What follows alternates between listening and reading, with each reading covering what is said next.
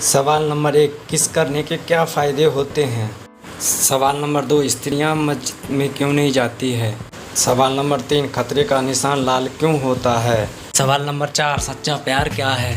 सवाल नंबर 5, मच्छर रात को अधिक क्यों काटते हैं। सवाल नंबर 6, धरती पर पहले मुर्गी आई या अंडा। इन सभी सवालों के जवाब जानने के लिए वीडियो को लास्ट तक देखें और अभी तक आपने हमारे चैनल को सब्सक्राइब नहीं किए तो सब्सक्राइब कर लीजिए और बेल आइकन दबाकर ऑल कर लीजिए।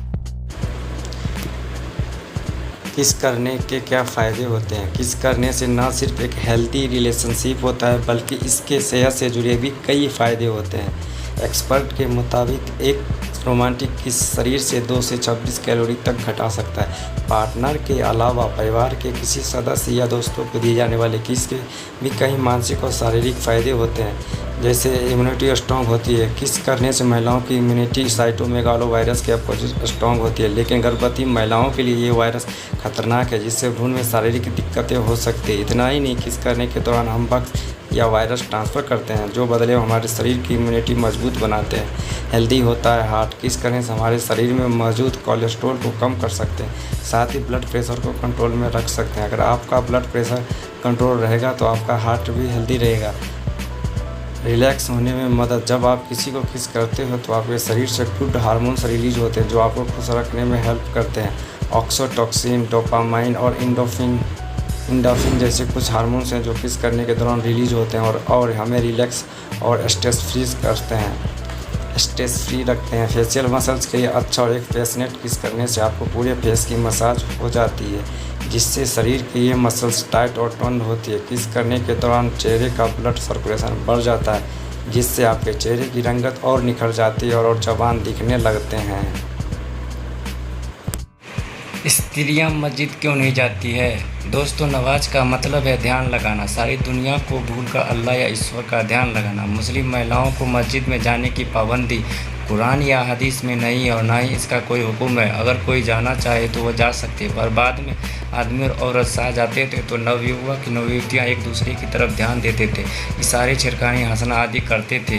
खासकर पति पत्नी साथ में नमाज पढ़ते तो ज़्यादा होता था, क्योंकि आदमी आखिर आदमी ही है। औरत को देखकर हमेशा इमोशनल हो जाता था, फिर वह भूल जाता वह यहाँ दुनिया भूलने आया था, पर सामने लड़की देखी तो उसे उसी में दुनिया नज़र आने लगती थी, जिससे दूसरी नमाज़ पढ़ने वाले को भी दिक्कत हो रही थी। इसके बावजूद इस्लाम की सबसे बड़ी और प्रमुख मस्जिद हरम यानी मक्का, मस्जिद नबी मदीना, मस्जिद अक्सा जेरूसलम, इन मस्जिदों में औरत जाती भी और नमाज भी पढ़ती है, लेकिन आमतौर पर मोहल्ले या शहर की मस्जिद में नमाज नहीं पढ़ती, क्योंकि उसे नैतिकता के हिसाब से ठीक नहीं समझा जाता है औरत मर्द के साथ नमाज पढ़े। इसलिए औरत को सलाह दी जाती है कि वो घर के किसी खास हिस्से को मस्जिद बना ले और उनका वहीं नमाज पढ़ना ज़्यादा बेहतर समझा जाता है। खतरे का निशान लाल ही क्यों होता है। खतरे का रंग लाल इसीलिए होता है क्योंकि बाकी रंगों की तरंगे बहुत कम होती है, जबकि लाल रंग की तरंगे सबसे बड़ी होती है। यह दीर्घता के कारण बहुत दूर से नज़र आते हैं। छोटे प्रकार की तरंगे ज़्यादा विक्षुरित होती है यानी बिखरती है एवं सीधी न होने के कारण दूर से स्पष्ट नज़र नहीं आते हैं, परंतु लाल रंग की तिरंगे कम विक्षुरण के कारण सीधी एवं स्पष्ट नज़र आते हैं। सबसे कम प्रकीर्णन का मतलब यह है कि लाल रंग किसी वातावरण में सबसे ज़्यादा दूरी तय करेगी। सबसे कम प्रकीर्णन का कारण प्रकाश की तीव्रता कम नहीं होती, यह रोशनी दूर से दिख जाती है। यही वजह है कि लाल रंग का उपयोग खतरे के संकेतों में किया जाता है ताकि उन्हें दूर से देखा जा सके। सच्चा प्यार क्या है। दोस्तों, सच्चा प्यार उसे कहते हैं जिसमें किसी प्रकार की कोई दिखावा ना हो, जिसमें कोई झूठी तारीफ ना हो, जिसमें किसी प्रकार की कोई सजावट ना हो, जो साधारण होकर भी विशेष हो, उसे ही सच्चा प्यार कहते हैं।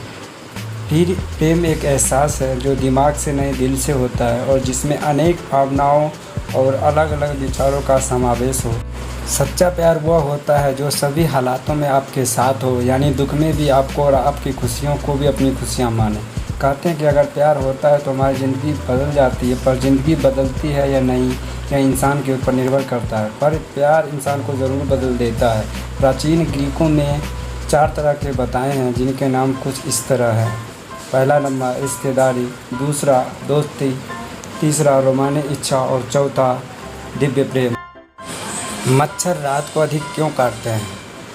दोस्तों, अक्सर आपके मन में सवाल आता होगा कि रात में मच्छर अधिक क्यों काटते हैं। तो दोस्तों, उसके वैज्ञानिकों ने मच्छर पर शोध किया तो बताया कि इस तरह के कीट में रात में आपको बेहतर तरीके से सूंघने की शक्ति होती है। और साइंटिफिक रिपोर्ट की एक रिपोर्ट में बताया गया कि मच्छरों में एक प्रोटीन की चेन पाई जाती है, जिससे कि वो रात में खून में पाए जाने वाले शुगर की लेवल को बड़ी ही आसानी से कैच कर लेते हैं, यानी सूंघ लेते हैं, क्योंकि रात में उनके अंदर उस प्रोटीन का लेवल बढ़ जाता है। दिन के दौरान मच्छर सोते हैं, इसीलिए उनको गंध को सूंघने की ज़रूरत नहीं पड़ती है, लेकिन जब रात होती है तो मच्छरों का ओलाफैक्टरी सिस्टम एक्टिव हो जाता है, और जिससे कि मच्छर अधिक संवेदनशील हो जाते हैं और वो गंध को पकड़ने के लिए तैयार रहते हैं और फिर आपको काटने के लिए इधर उधर घूमते रहते हैं। इसके अलावा शोधकर्ताओं ने दिन के पूरे 24 घंटे के दौरान मच्छरों के काटने की क्षमता की जाँच की। मच्छरों को काटने में उनका ओडोरेंट बाइंडिंग प्रोटीन्स मदद करता है, जो कि रात के समय उनके गंध के अणुओं को पकड़ने के लिए मच्छरों के स्पेक्ट्रो को एक्टिव कर देता है।